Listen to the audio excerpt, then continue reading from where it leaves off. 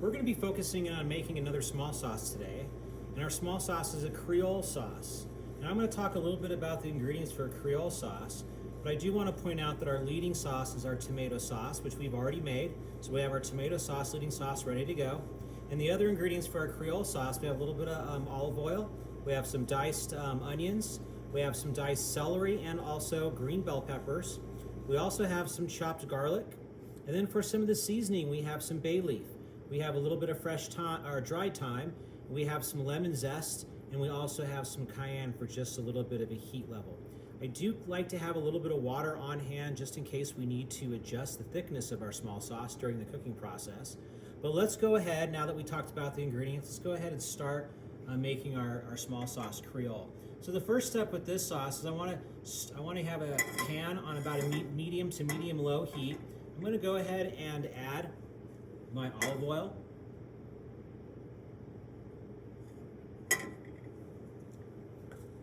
Once I add my olive oil, I'm going to add my onions.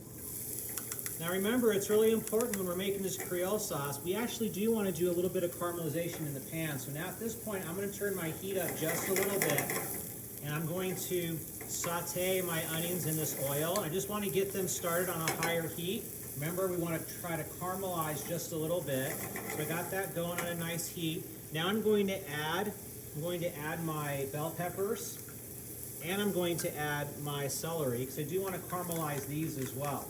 Now I'm going to hold off on the garlic, and it's really important to understand if we add the garlic too soon, that garlic is going to probably caramelize and burn on us before these guys get a little bit dark. So again, I added the rest. I want to move this around. I'm sauteing these items in the pan with the oil. I'm going to turn my heat up just a little bit more on a higher heat. I want to try to caramelize just a little bit to bring out some of those flavors. So we're going to let that sit for just a second.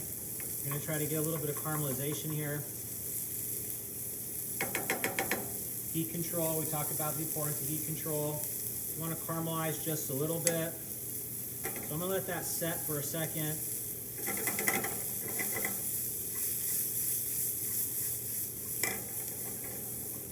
Still under high heat. I'm going to spread these out, a little more surface area, help brown them a little bit. And again, we're probably going to do this until they cook about halfway, maybe a quarter to halfway, with a little bit of color on them.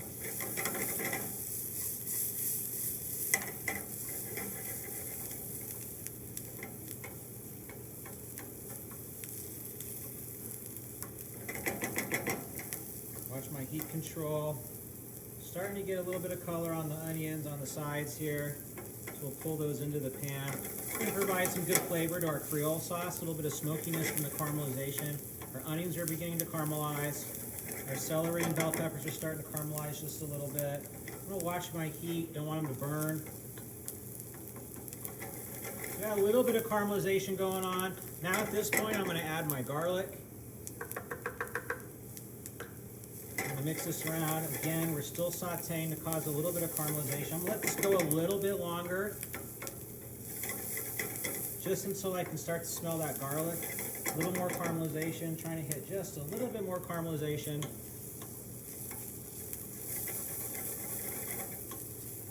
Beautiful. I can kind of smell all that work, and garlic is starting to caramelize a little bit.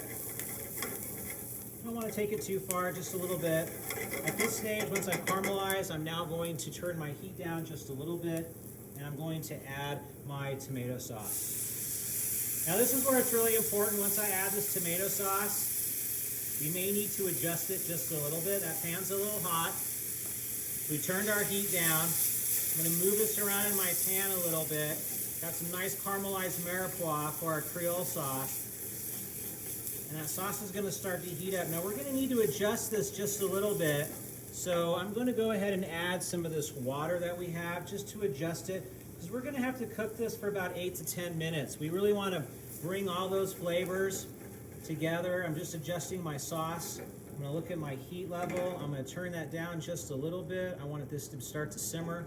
And again, if it's too thick, we're going to take some of that water and we're going to adjust the thickness, because we do want this to simmer for about anywhere from 5 to 8 minutes, just to incorporate all that beautiful flavor.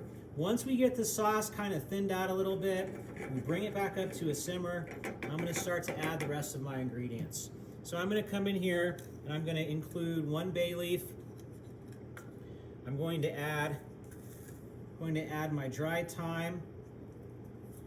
I'm going to take my lemon zest, and I'm going to add my lemon zest to give us that nice kind of acidity. And then I like my Creole sauce to be a little spicy, so I have some cayenne pepper here.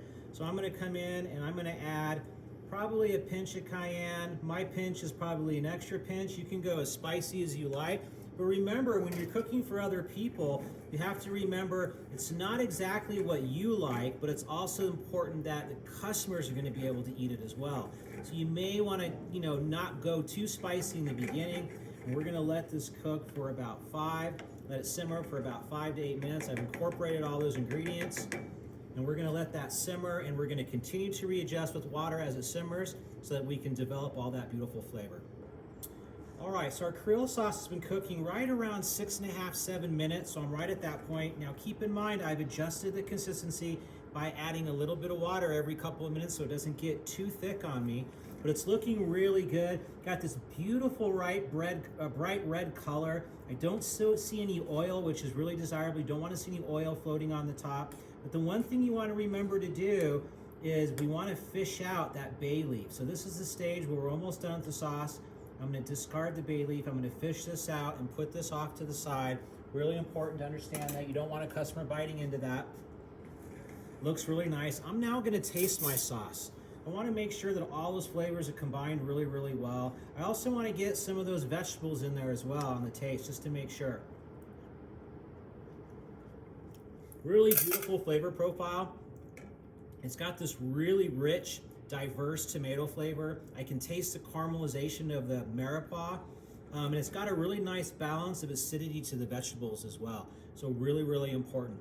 The heat level, a little bit of spiciness, not too bad, just a little bit of kick on the end. So I'm really, really happy with that. I feel other people could eat this, and I'm just about ready here. Looks nice and beautiful, great thickness. So I'm gonna come in here and mix this up one more time. Excellent. Now, here you have it. Really nice, beautiful Creole sauce. I'm gonna put some in this cup here. Look at all that beautiful roasted or caramelized mirepoix. Really nice, rich red color. Really nice balance of acidity to vegetables. No, it's not oily at all. And there you have it. Beautiful small sauce Creole.